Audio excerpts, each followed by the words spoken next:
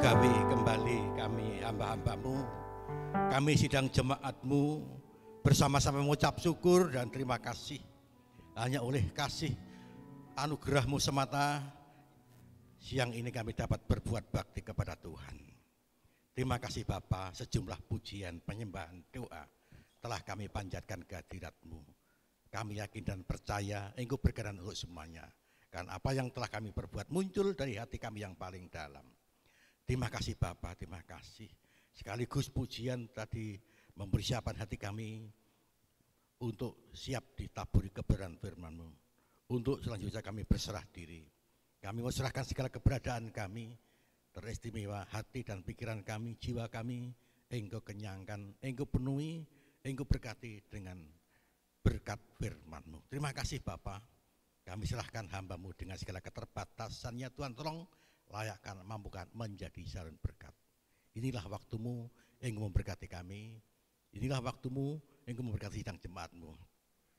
Roh Kudus hadir menolong, menuntun, bahkan berbicara serta mengurapi kami semuanya. Terima kasih Bapa. Terpujilah nama-Mu, hanya di dalam berkat nama Tuhan Yesus Kristus hamba sudah berdoa dan mengucap syukur serta menyerahkan pelayanan firman Tuhan siang hari ini. Haleluya.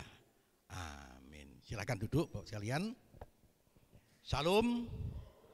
Ya, puji Tuhan, selamat berjumpa kembali dengan kami. Mari kita belajar bersama-sama firman Tuhan. Pagi ini kami ingin mengulang pelajaran sekolah minggu atau pelajaran waktu kita mau masuk dalam sakramen baptisan air. Untuk itu mari kita persiapkan di dalam hati kita supaya sungguh-sungguh firman Tuhan akan menolong kita di dalam langkah-langkah hidup kita, teristimewa dalam kehidupan, pelayanan, bahkan pengabdian kita bersama-sama. Tema firman Tuhan pada siang ini adalah di mana Kristus telah dan akan menebus kita. Pembacaan terambil dari kitab Mazmur pasal 130 ayat 1 sampai 8. Mazmur 130 ayat 1 sampai 8 dikatakan demikian oleh firman Tuhan. Perikopnya berjudul seruan dari dalam kesusahan. Ayat 1 mulai, dari jurang yang dalam aku berseru kepadamu, ya Tuhan. Tuhan, dengarkanlah suaraku, biarlah telingamu menaruh perhatian kepada suara permohonanku. Jika engkau ya Tuhan mengingat-ingat kesalahan-kesalahan, Tuhan siapakah yang dapat tahan? Tetapi padamu ada pengampunan, supaya engkau ditakuti orang. Aku menanti-nantikan Tuhan, jiwaku menanti-nanti, dan aku mengharapkan firman-Nya. Jiwaku mengharapkan Tuhan lebih daripada pengawal mengharapkan pagi, lebih daripada pengawal mengharapkan pagi.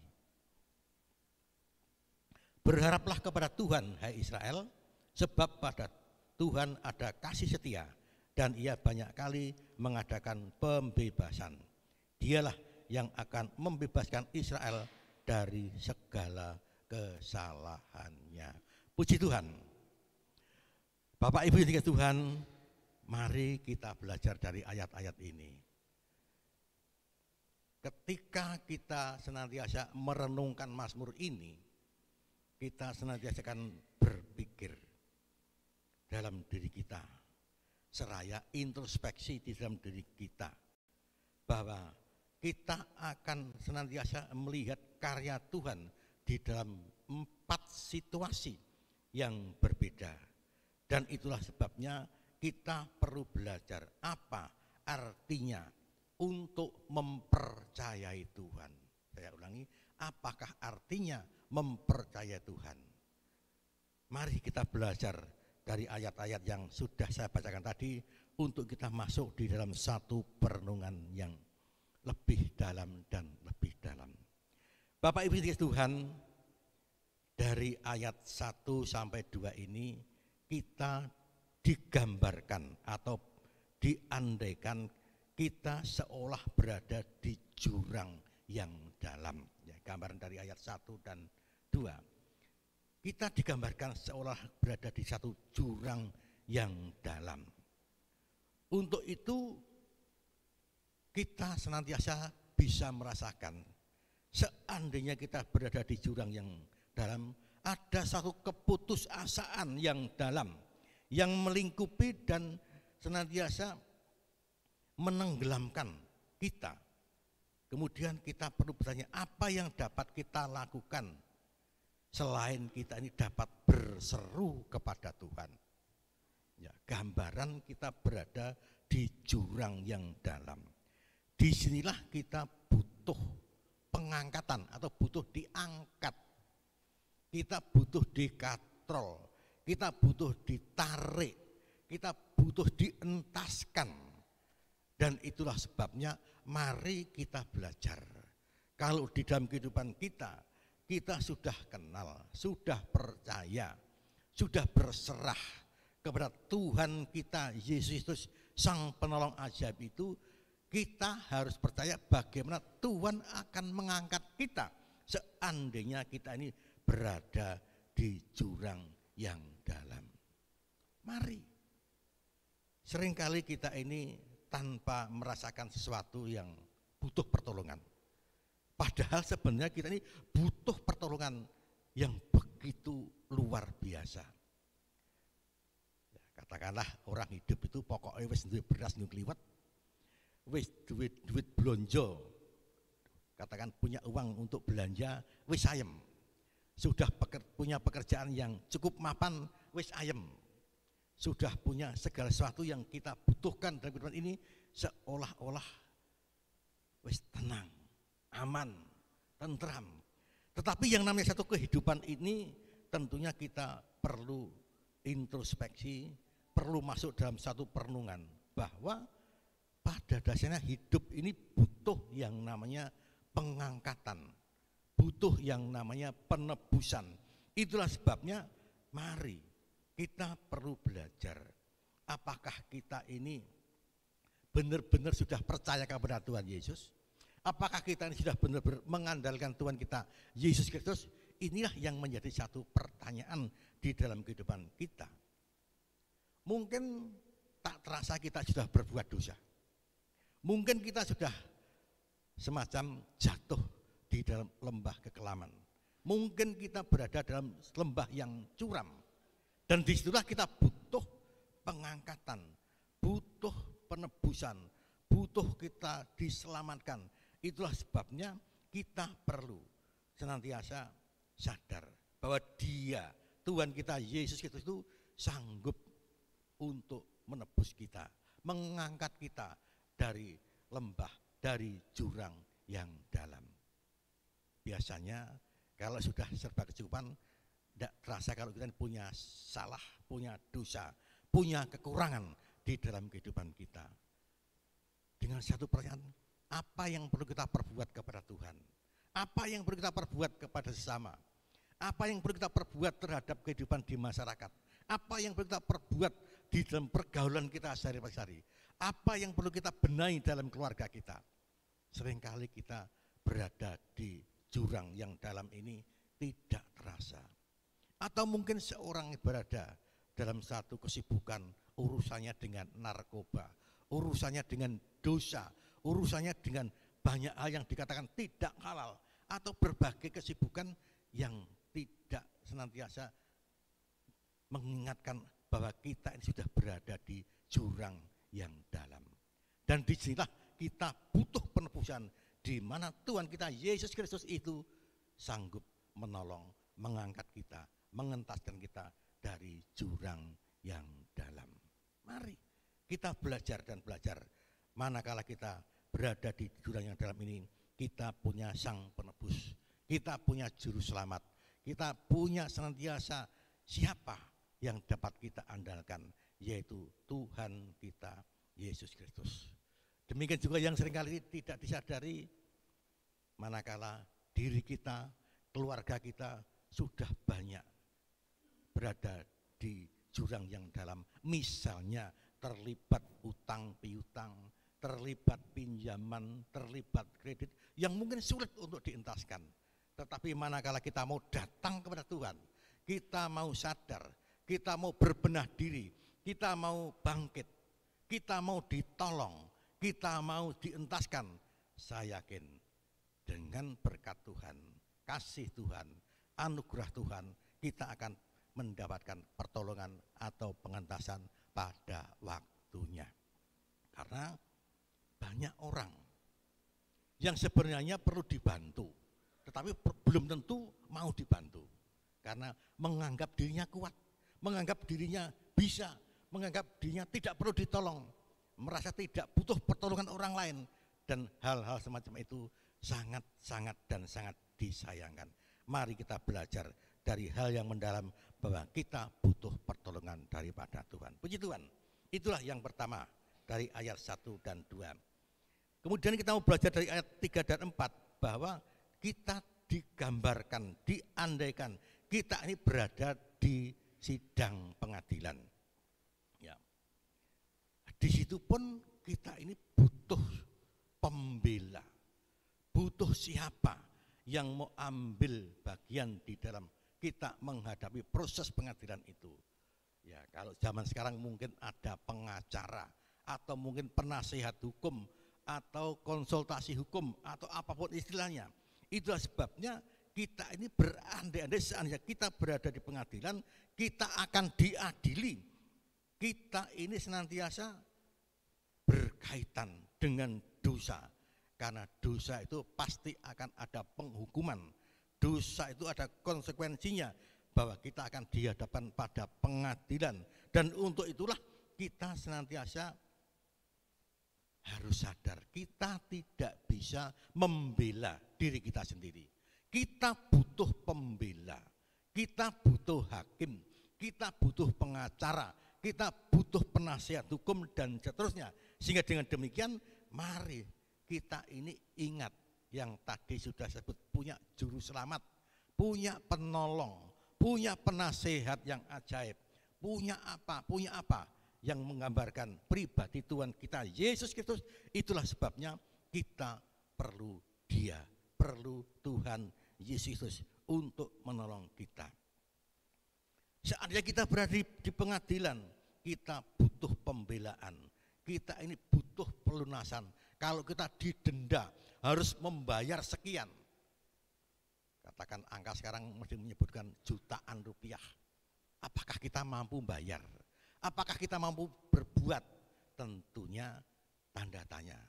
Karena yang namanya duit yuk angel dicari, neng entae gampang, seperti itu.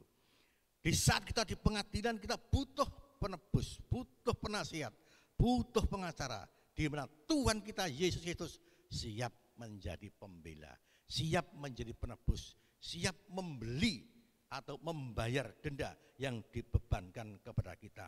Itulah sebabnya sang hakim itu senantiasa sanggup membela kita, sanggup membayar dendanya, dan sudah barang tentu sang hakim itu sanggup mengampuni dosa kita, sanggup mengampuni kesalahan kita.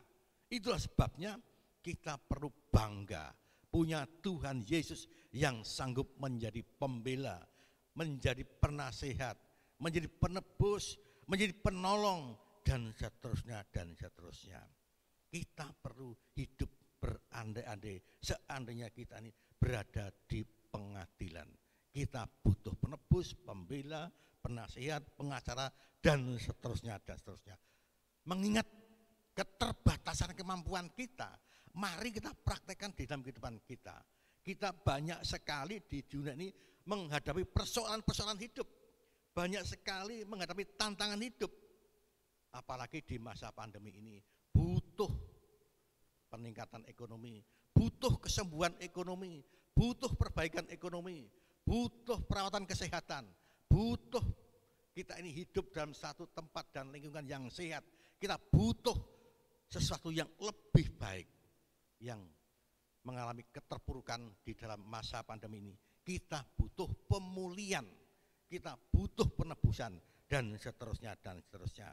Mari Dia, Tuhan kita Yesus Kristus, yang sanggup mengampuni kita, sanggup menebus kita, bahkan membawa kita kepada pembebasan. Upah dosa adalah maut, tanpa penebusan Kristus kita tidak dapat berbuat apa-apa. Jangan salah persepsi dengan keyakinan saudara kita yang lain. Yang dapat menyelamatkan kita hanya Tuhan kita Yesus Kristus. Berkali-kali saya sampaikan, agama itu tidak menyelamatkan. Agama itu tidak sama dengan Tuhan. Yang bisa menyelamatkan kita hanyalah Tuhan kita Yesus Kristus. Itulah sebabnya mari kita boleh bangga jadi orang Kristen, tapi agama itu tidak menyelamatkan. Yang menyelamatkan adalah Tuhan Yesus. Hanya melalui kekristenan kita dapat mengenal, kita dapat dibawa, kita dapat diarahkan bagaimana pengenalan kita kepada Tuhan kita Yesus Kristus sehingga kita dapat menerima keselamatan itu. Jadi jangan terkecoh dengan keyakinan yang lain. Agama bisa menyelamatkan, amal bisa menyelamatkan, perbuatan baik dapat menyelamatkan, bahkan banyak berkorban dapat menyelamatkan. Kita perlu hati-hati dan bisa membedakan bahwa intinya agama, kepercayaan, keyakinan, perbuatan baik itu tidak bisa menyelamatkan. Yang menyelamatkan hanya Tuhan kita Yesus Kristus. Itulah sebabnya kita harus ingat pada suatu saat nanti kita pasti akan dihadapkan kepada pengadilan ini. Di akhir zaman kelak kita pasti menghadapi yang namanya pengadilan. Tapi dalam pengajaran kekristenan jelas sekali bahwa pengadilan yang sifatnya hukuman itu akan dijatuhkan kepada mereka yang tidak percaya kepada Tuhan kita Yesus Kristus. Tetapi pengadilan yang sifatnya pemberian anugerah, pemberian pahala, itu hanya diberikan kepada orang yang percaya kepada Tuhan kita Yesus Kristus. Itulah sebabnya belajar dari sini kita perlu belajar. Kira-kira apa yang akan dapat kita pertanggungjawabkan seandainya nanti kita ini masuk di dalam pengadilan Tuhan. Mungkin banyak jemaat yang sudah ibadah setiap minggu, mungkin banyak persekutuan, mungkin banyak perbuatan-perbuatan yang lain. Tetapi apakah itu sudah dapat diandalkan untuk mempertanggungjawabkan diri kita kepada Tuhan di hari pengadilan nanti? Itulah sebabnya seringkali saya gembar-gembor di hadapan mimbar. Mari datang beribadah, mari datang persekutuan, mari berdoa, mari menyembah, mari belajar firman Tuhan, mari berbuat ini dan itu. Supaya sungguh-sungguh kita ini pada waktunya dapat mempertanggungjawabkan hidup kita di hadapan Bapa di surga. Ya, karena kita ini jangan sampai kita jadi orang Kristen diinabubukan. Pokoknya wis percaya Gusti Yesus selamat. Pokoknya jadi wong Kristen selamat. Pokoknya sudah berbuat ini itu selamat.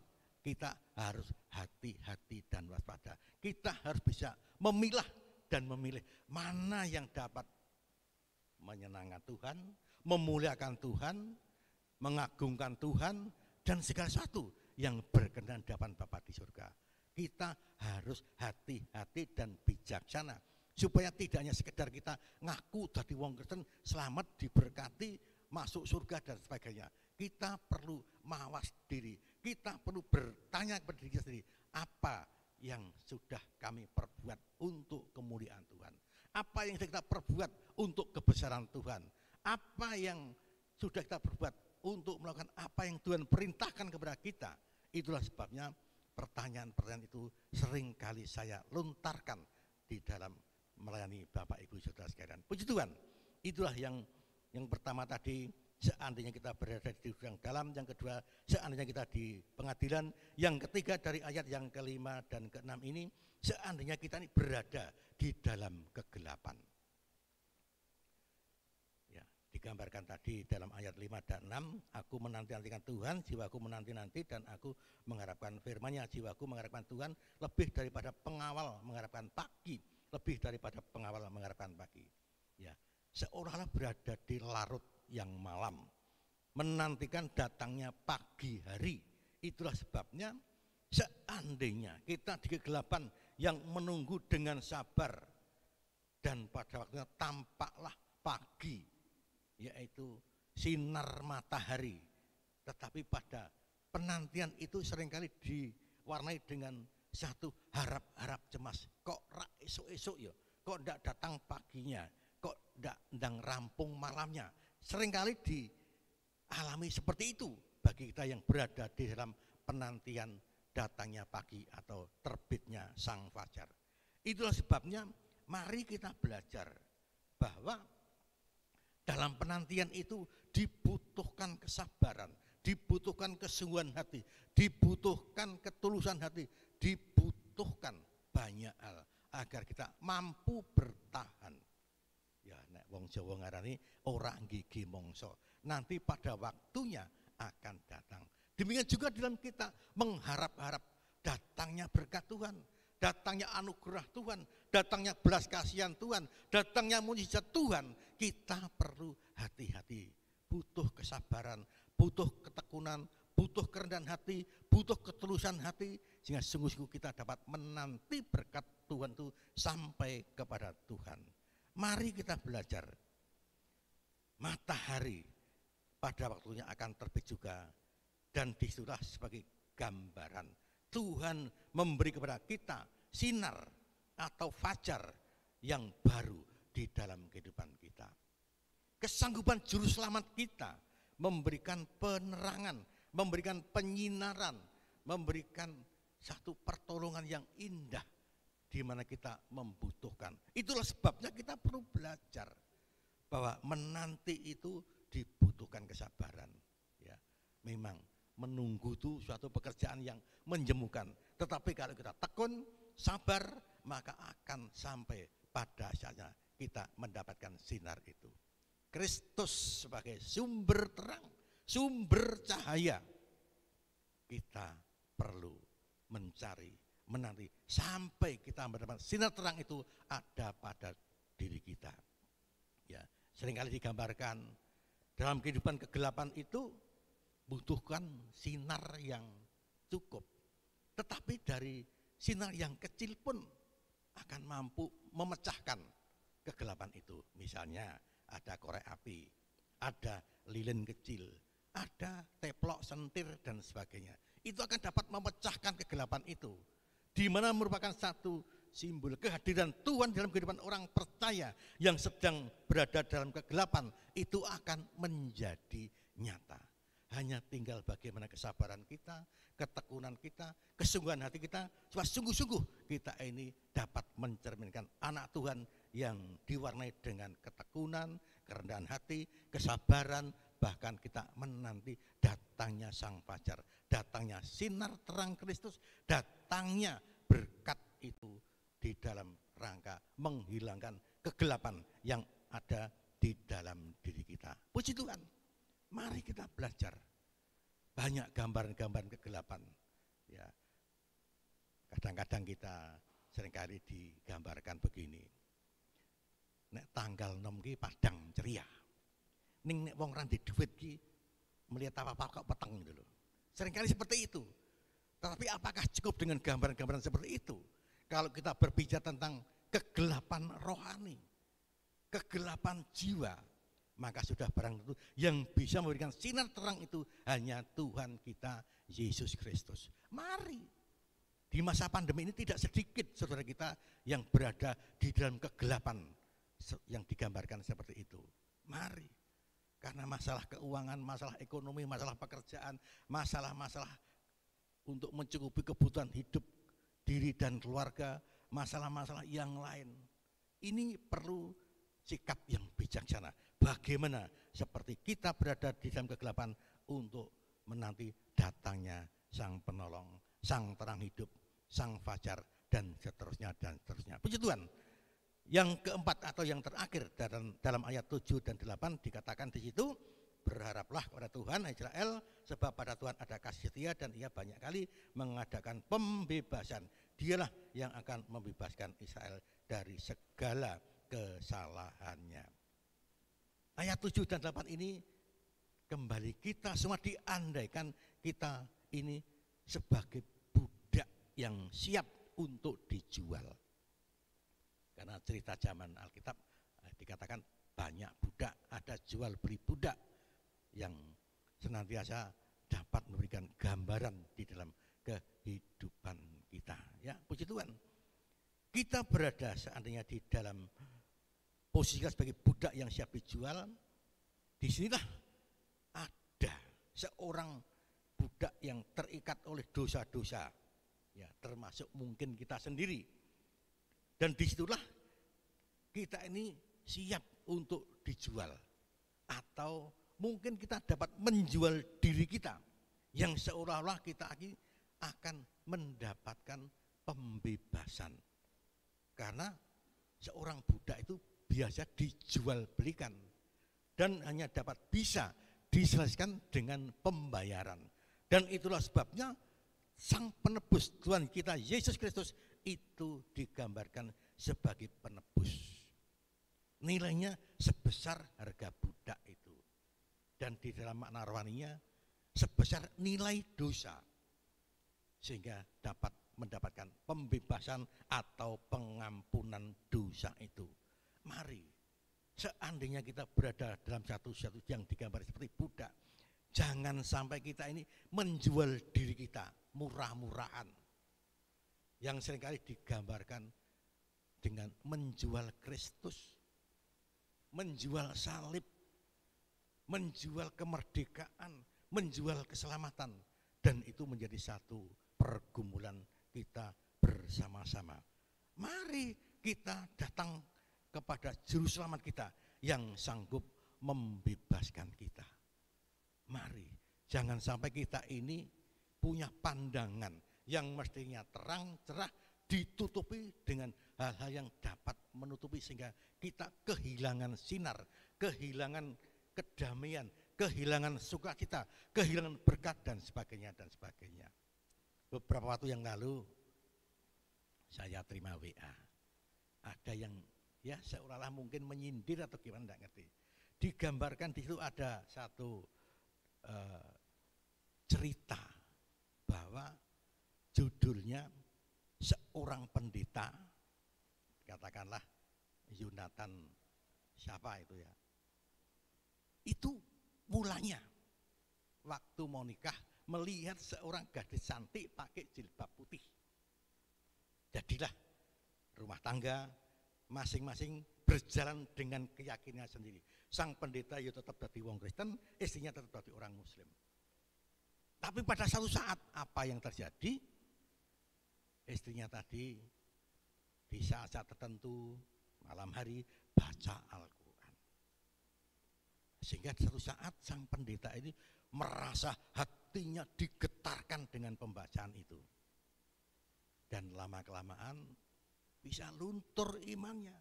Yang tadinya seorang pendeta, seorang pengikut Kristus, bahkan dikatakan seorang imam karena pendeta itu jabatannya seperti imam, maka lama-lama luntur. Akhirnya ikut istrinya, menentang orang tuanya, menentang gerejanya, menentang saudara-saudara seiman, menentang jemaatnya, tinggalkan Kristus. Ya seperti itulah gambaran-gambaran jangan sampai kita ini justru akan menjadi budak yang tanpa penyelesaian. Kalau kita berada dalam posisi sebagai budak, mari kita mencari penyelesaian yang sebaik-baiknya, yaitu datang kepada juru selamat Sang Penebus supaya kita ini mendapatkan pembebasan. Jangan sampai menjual diri kita sebagai budak untuk diperbudak dengan keyakinan yang lain. Mari kita belajar seperti itu.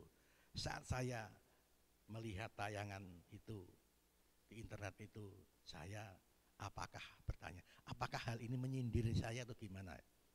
Apakah ini menyinggung diri saya atau gimana ya? Supaya saya terpengaruh seperti itu.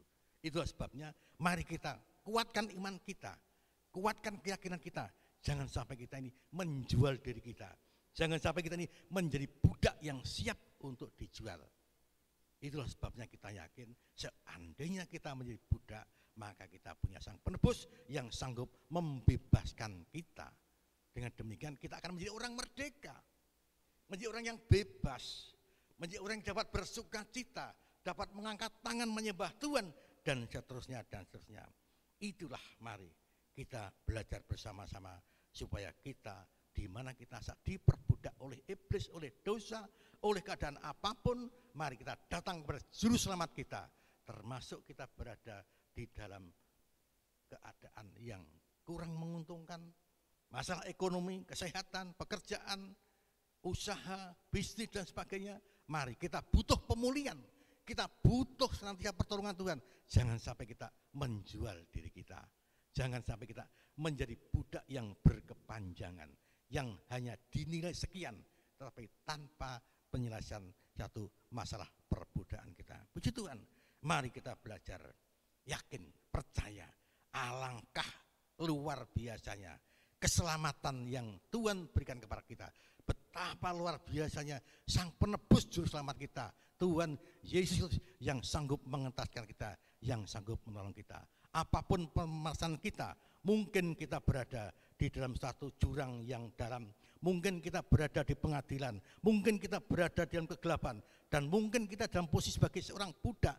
Mari kita datang kepada Sang Penolong, mohon penebusan, mohon pembebasan, mohon penerangan, mohon kita diangkat dari lumpur dosa, lumpur masalah, lumpur kesengsaraan, lumpur penderitaan, lumpur segala lumpur yang mengakibatkan kita tidak dapat bergerak, yang mengakibatkan kita tidak bebas bergerak, yang mengakibatkan kita tertutup mata rohani kita. Mari kita datang kepada Juru Selamat kita, Yesus Kristus, yang sanggup menolong, memberkati, bahkan menghidupkan kita. Puji Tuhan, Tuhan memberkati firman-Nya yang hari ini. Amin. Mari kita berdoa. Bapa Surgawi, kembali kami bersama-sama mengucap syukur dan terima kasih. Kami boleh kembali belajar akan betapa besarnya nilai penebusan-Mu, karena Engkau sanggup menebus kami dimanapun kami berada, baik di lembah yang curam, di kegelapan, di pengadilan, atau mungkin dalam posisi kami sebagai budak. Engkau Tuhan yang Maha Kasih, yang sanggup menebus kami, mengangkat kami, memulihkan kami, menyembuhkan kami, bahkan membawa kami kepada sukacita ilahi. Terima kasih Bapa, terima kasih, tanamkan firman-Mu dalam hati kami, bahkan Roh Kudus terus menjabarkan supaya iman kami akan semakin dalam, semakin mencintai Tuhan, bahkan kami mengagungkan, memuliakan, bahkan menyanjung, sehingga dengan demikian nama Tuhan semakin dan semakin dipermuliakan.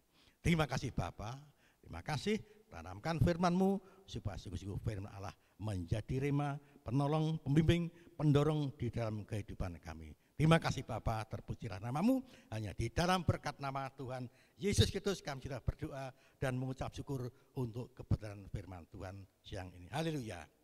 Amin.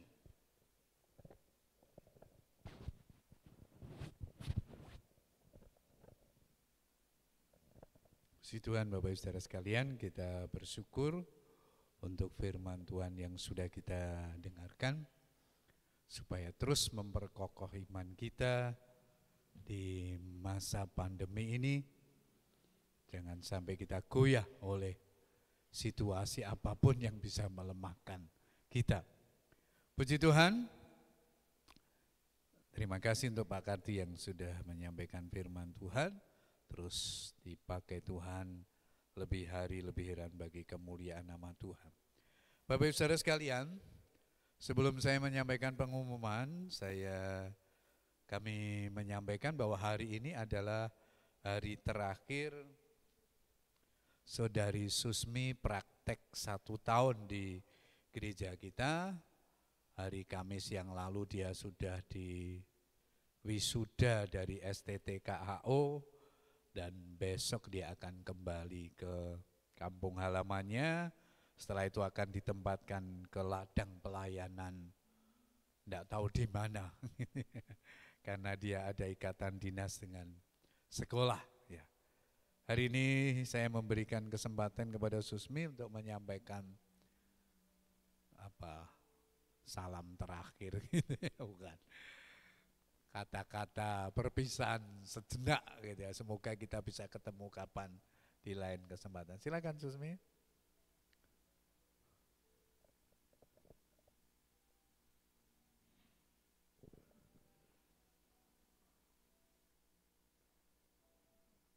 Ya, di bawah boleh atau dinaik.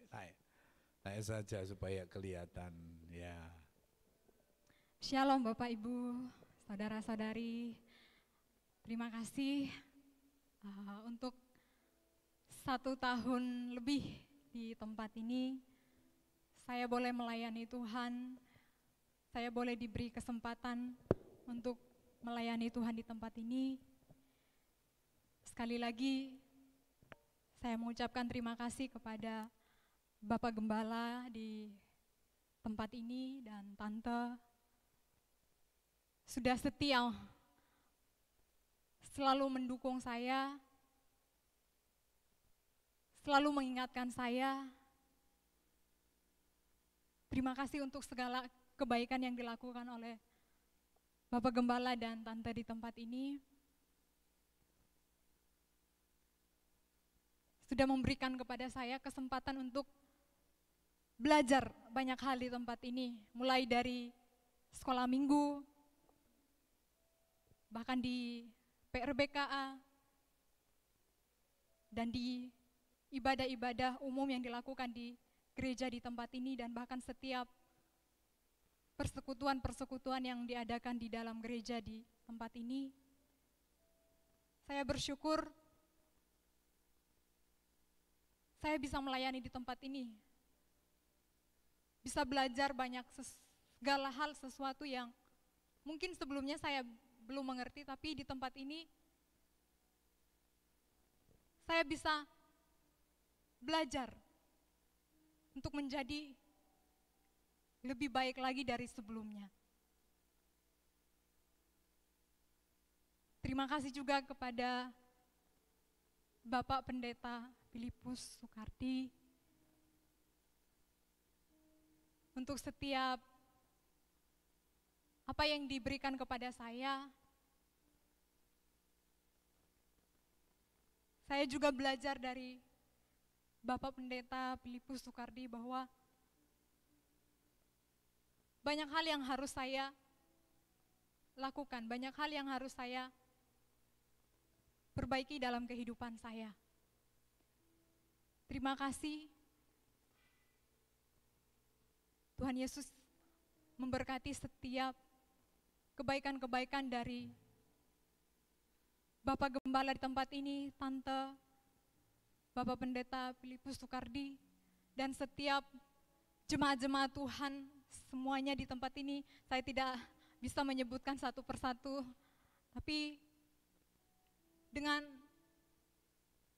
sepenuh hati saya mengucapkan banyak-banyak terima kasih kepada Bapak Ibu semua yang ada di gereja di tempat ini. Terima kasih juga kepada Pade Bude di tempat ini yang selalu setia untuk melayani Tuhan di tempat ini. Terima kasih banyak hal juga yang Pade Bude berikan kepada saya. Saya boleh belajar juga dari Pade Bude di tempat ini. Jadi segala sesuatu yang saya alami dalam kehidupan saya belajar untuk melihat hal yang baik, hal yang positif yang bisa saya ambil.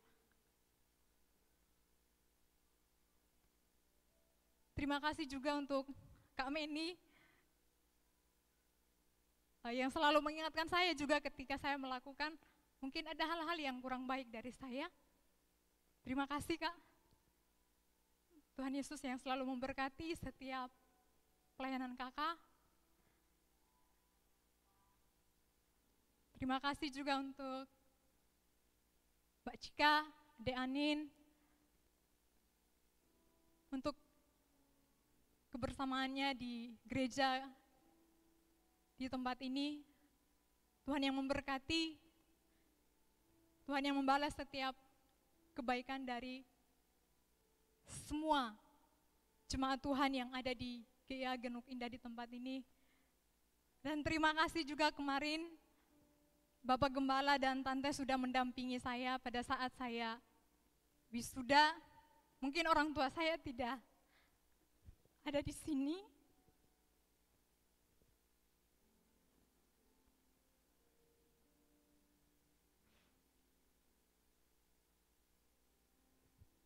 Tapi Tuhan menempatkan Bapak Gembala,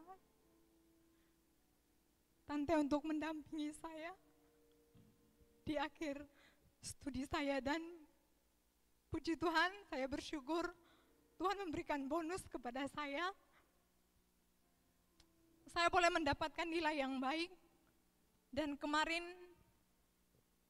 pada saat di wisuda saya mendapatkan predikat lulus dengan pujian, dan itu artinya cum laude.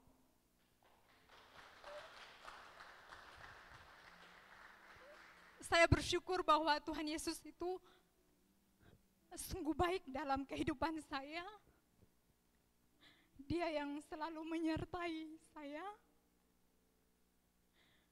Dia yang selalu membimbing saya, menuntun saya dimanapun saya ada. Dan itu yang saya rasakan dalam kehidupan saya. Saya minta maaf jika selama saya ada di sini mungkin ada perkataan saya, sikap saya, tindakan saya yang kurang baik, kurang berkenan. Mungkin ada banyak kelemahan, keterbatasan saya. Saya minta maaf yang sebesar-besarnya pada Bapak Gembala di tempat ini, pada Tante, dan semua jemaat Tuhan. Terima kasih, Tuhan Yesus memberkati.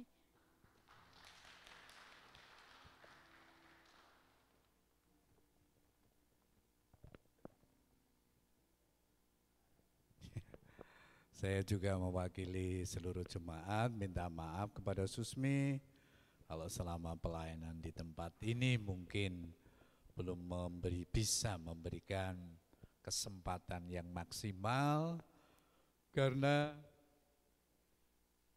dia pelayanan baru beberapa bulan terjadilah badai corona sehingga pasti akan mengganggu pelayanan gereja sehingga dia tidak bisa maksimal di dalam pelayanan ya, tapi saya berusaha memberikan kesempatan untuk dia berkembang karena memang tujuannya di sini praktek ya. Jadi bukan untuk membantu pekerjaan gereja yang lainnya ya. Itu bonus ya. Tapi tujuan utamanya adalah praktek mengembangkan ilmunya karena dia calon guru ya. Jadi sekarang sudah Susmi Rambuloda SPD gitu. Dia sudah sarjana pendidikan, nanti dia akan tidak tahu Tuhan taruh di gereja atau sekolah. Yang pasti dia kita doakan supaya makin berkembang menjadi pelayan Tuhan yang akan menyelamatkan generasinya di waktu yang akan datang. Puji Tuhan, selamat jalan Susmi, besok akan kembali ke kampung halaman di Sumba Timur, setelah itu 1 bulan di rumah, terus akan ditempatkan di mana kita doakan supaya Tuhan ditempatkan dia di tempat yang pas, di sekolah mungkin harapan dia begitu. Puji Tuhan Bapak Ibu Saudara sekalian, saya sampaikan beberapa hal. Yang pertama, setelah ini bapak-bapak diberikan kesempatan untuk melanjutkan kerja bakti pemasangan paving yang kurang lebih masih 20 meter dan beberapa bagian yang lainnya yang akan dikerjakan ya. Kemudian kegiatan kita selama sepekan akan diumumkan melalui WhatsApp grup gereja kita, karena itu selalu update di sana Bapak Ibu, karena kita anggota gereja Isa Masih Genuk Indah. WhatsApp grupnya gereja kita ya jangan didiamkan ya. Ini ada pengumuman apa, minimal sehari sekali, minimal loh ya, dibuka gitu. Karena saya tahu Bapak Ibu punya grup banyak ya. Ada yang grup TK, grup SD, grup SMP, grup SMA, loh kabeh grup dimasukkan di HP kita. Makanya kita bingung gitu ya. Karena itu Bapak Ibu kalau tidak menguntungkan enggak usah ikut grup ya. Terlalu banyak kalau dituruti gitu ya. Ada grup, misalnya saya orang Salatiga, grup warga Salatiga. Nah, kalau keluarga saya sendiri enggak apa-apa gitu ya.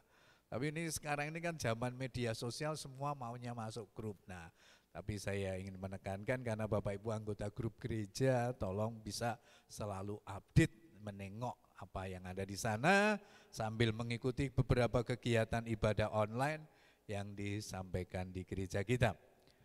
Dukung dalam doa, 2 minggu lagi kita akan merayakan ulang tahun gereja kita yang ke-29. Emang tidak ada perayaan besar-besaran, hanya akan ada perayaan sederhana, tetapi mari kita dukung dalam doa supaya gereja tetap berjalan dengan baik, jemaat Tuhan tetap cinta gerejanya. Gitu. Kalau Bapak Ibu ada di mimbar seperti saya ini, saya prihatin sebetulnya. Jemaat Tuhan banyak yang kita jadwal tapi enggak datang. Alasannya kan sudah nyaman ibadah online, gitu ya. Tidak apa-apa mungkin seperti itu. Tapi tanggung jawab bergerejanya kan harus tetap jalan. Doakan gereja, dukung pekerjaan gereja melalui persembahan itu sebuah kewajiban anggota gereja. Bukan cari gereja kalau terjadi masalah baru Pak Kardi, Pak Gun. Nah, tidak bisa seperti itu. Ini corona itu menjadi ujian bagi kita. Kita belum seperti gereja besar seperti Peringgading, Dr. Cipto yang susah mengatur jam ibadah. Karena jemaatnya ribuan, kita belum sampai segitu, tapi jemaat yang dijadwal itu masih angel juga nggak mau datang. Alasannya macam-macam lah, saya sudah tawar bapaknya saja yang datang, ibunya di rumah minggu depan gantian, tetapi juga tidak mudah. Karena itu batu ujian bagi kita. Kalau kita hanya mengandalkan ibadah online, Bapak Ibu sudah banyak saya mendengar keluhan, tidak nyaman ibadah online. Iya, bagaimana kita mantengi HP, bisa merasakan hadirat Tuhan, bisa nyaman bertatap muka seperti ini. Tapi ada orang yang mengambil pilihan seperti itu. Karena itu saya tidak bosan mengingatkan. Tapi kalau sudah diingatkan tetap tidak mau datang, saya kan tidak bisa memaksa. Karena bukan buruh atau karyawan saya kan. Ibadah itu kan personal. Hamba Tuhan saya Pak Karti hanya bisa menyampaikan dari mimbar, ayo ibadah, cuman seminggu sekali dan 1 jam saja. Tapi kalau kita awal enak di rumah ya monggo, itu pilihannya. Dan itu dialami banyak gereja hari-hari ini. Karena itu saya menjadi ingat firman Tuhan ya. Berkata banyak orang dipanggil, nantinya akan sedikit yang dipilih. Yang mau saja kan begitu. Aku mau di rumah aja kok, ya sudah. Tapi kalau kita enggak, seminggu sekali 1 jam saja, saya harus usahakan. Kalau tidak bisa satu keluarga, saya harus sebagai imam mewakili keluarga saya. Bapaknya datang, kan begitu. Nah imamnya itu loyo, Bapak Ibu bisa bayangkan. Saya berapa kali bilang dari mimbar ini, anak-anak kita sekolah minggu itu kasihan sekali mereka. Sudah tidak bisa sekolah minggu. Kemudian kadang-kadang sampai Bu Lili itu telepon satu-satu mereka. Mengingatkan supaya orang tua tanggung jawab. Apa yang akan terjadi kalau corona ini 1 tahun baru selesai. Anak-anak kita enggak pernah dapat firman. Kira-kira kita sedang mendidik anak-anak kita seperti apa? Sudah sekolahnya susah lewat online, sekolah minggu tidak pernah, tapi orang tuanya enggak pernah prihatin. Apa yang akan terjadi? Mari ini kita hidup tidak mudah di zaman ini saya katakan. Sudah ekonomi susah, tetapi hidup kerohanian kita juga ditantang. Semua pilihan ada di kita. Mau sungguh-sungguh di dalam Tuhan atau tidak. Ya.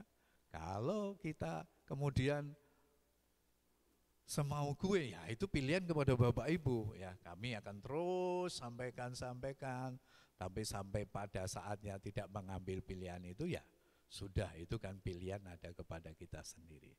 Sebagai hamba Tuhan kami terus tidak ada hentinya mengingatkan, baik lewat WhatsApp group, lewat apa, supaya kita ingat cari Tuhan. Karena waktu-waktu ini waktu-waktu yang sangat jahat. Puji Tuhan, itu saja saya sampaikan beberapa hal untuk mengingatkan kita semuanya. Mari kita akan bangkit berdiri, kita akan akhiri ibadah kita pada pagi hari ini. Tuhan, terima kasih. Kami bersyukur kepadamu untuk ibadah kami di pagi dan kedua, di mana Tuhan sudah memimpin dan menyertai. Terima kasih untuk pujian. Terima kasih untuk firman-firman-Mu yang terus mengingatkan kami, supaya di masa yang sukar ini, kami terus memiliki keyakinan yang kokoh terhadap keselamatan di dalam Yesus Kristus. Supaya kami terus memiliki iman yang kokoh dalam menghadapi berbagai kesukaran hidup. Karena kami tahu jalan keluar, solusi untuk setiap persoalan hidup kami hanya di dalam Tuhan. Mampukan kami sebagai orang-orang percaya mengambil pilihan yang benar. Kami tidak sembrono dalam hidup ini. Hidup ini hari-hari ini susah. Karena itu kami tidak ingin mengandalkan kekuatan kami sendiri sehingga kami tersesat dalam pusaran dunia ini. Tetapi kami mau belajar hidup dekat kepadamu, terus mencari Tuhan, terus dekat kepadamu, karena disitulah letak kekuatan kami Tuhan. Terima kasih, berkati setiap umat-Mu yang sudah hadir, baik ibadah pagi maupun siang hari ini. Tuhan akan memberkati mereka, Tuhan akan menolong mereka, Tuhan akan menjadi jawaban dalam pergumulan hidup mereka.